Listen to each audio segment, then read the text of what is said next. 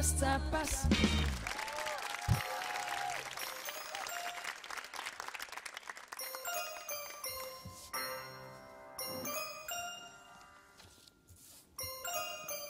Labvakar! Šodien mums būs neparastas ziņas. Mums ir apnicis šis beats. Lūdzu, uzliec kaut ko citu. Mēs izmantosim šovu, lai Salavets informētu par to, ko parasts latvietis zem egles redzēt gribētu. Viss, ko man vajag, ir tikai 100 pakas vakā. Man vajag pāris tačkas kā Guntaram Račam. Es ieslēdzu radio un gūst iedvesmu un spēku. Bet tur daudz tikai kruzī, ka man piedzimis bērns.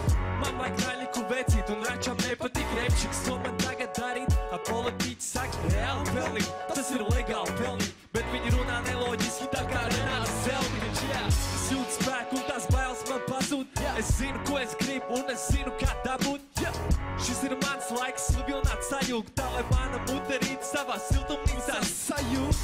Mēti nemaz neķers mani, nebūs protokols ar 6-0. Esmu neaizskarams tā kā Ušakovs. Man nevajag 6 paku, man vajag 600 pakas. Te nebūs veisel vēteli, tas ir greisais krats.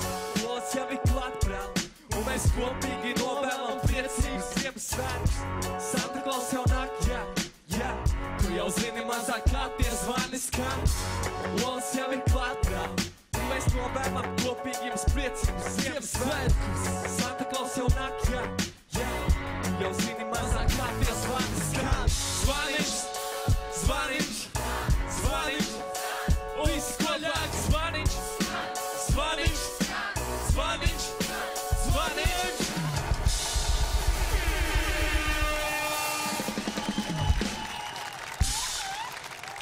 Un Ziemassvētkos tiešām nebūs pasaules gals.